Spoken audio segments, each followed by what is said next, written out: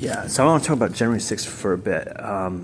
There's a lot of strange anomalies about that whole chain of events in my perspective, from my life, from my existential plasmatic experience. But I want to put some of these things forward. Like anybody I talked to about it, if they were Democrats, they got irately agitated and like they think they can justify violence. They really were like out to get these January 6ers with no trial and just vanquish them. And there's been like a room of like 50 people even. This is a former person I was working for. His face turned red, his veins popped out of his mouth. He's spitting at me when he's talking. And I'm looking at this and I go, none of his argumentation is rational. It's just very one-sided, like in service to enslavement and maligning the truth. That's what his agitation. He's showing his piety. He's like, I believe in, persecuting the innocent for ridiculous reasons, and I'm going to stand up for that. And it was like really fired up. And again, this was going on with like a crowd of like 50 people. Like everyone's like, those are the worst people. We gotta, they don't believe in laws and country and civics and humanity. And it's like, you are definitely not arbiters of what is humane and decent and lawful. They're all criminals and violent, selfish, narcissistic people. So like 50 of these people. But as I'm filming them and their reactions, I'm inquiring about some of their perspectives. It's all nonsense. But they noticed that I was filming them and they got really upset about that because they don't want their presence on record. They don't want a record of what's actually going on. They want to dismiss that, hide it, vanquish that.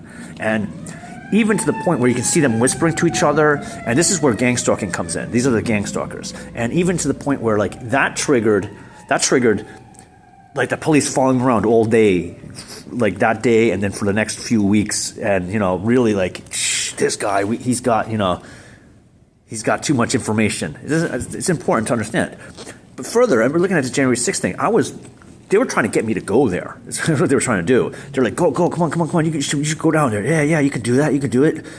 And it's two different guys who I didn't care for, and I always run into them, and they're always trying to talk with me. And I told them face to face. I said, you guys they weren't together. They were two different individuals I kept running into. And there was actually several other individuals at the same characters that I didn't like. But these two individuals were actually daily prompting me to go to either Trenton or DC, and I'm like, I filmed both of them as well, and I told them I'm going to film them because they're always talking religion and politics and always twisting their words and just backwards. They're just bad characters. They're just maligning humanity is what they are. They're just people with bad intentions and very bad people. I filmed both. I told them I'm going to film them because their discussions are they're always contradicting themselves and denying the fact that they're contradicting themselves and this and that.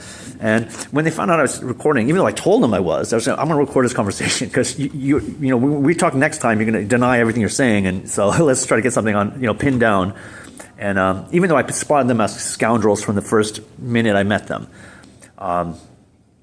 they both got violent. And they wanted my camera. One guy grabbed it, smashed my phone, he broke it. This was in front of cameras in a public place. And the police wanted nothing to do with those, even though they both started fighting me, and I could have laid them out together both at the same time if they were together at the time. They were pretty capable fighters, but I'm pretty more capable.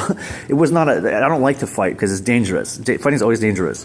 But I'm just defending myself. And it was like, 20-minute engagements with these guys, dangerous people, with camera footage. I had one guy on camera. I had both of them on camera, filmed them attacking me for a prolonged amount of time. And there's, the police and the courts have no interest in this. This is like nobody wants anything to do with this. Those police are aliens, right? They were shape-changing aliens, bro. They're just bad apples. That's what they were. I was just making, as this, the police show up, I called the police to bring them because I'm like, this guy smashed my phone.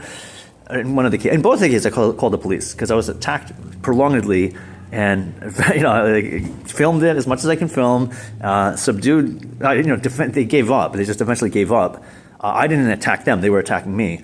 And I called the police, and both times they're just like this. And I was making a video while they're doing this. I'm saying that these cops have no interest in civil justice for people whatsoever. And they saw that, and they were talking about it. They go, yeah, this guy knows. This guy knows what? That what there's hiding. You know what I'm saying? What I was just saying on film, they said that they, oh shit, he's on to what we're doing.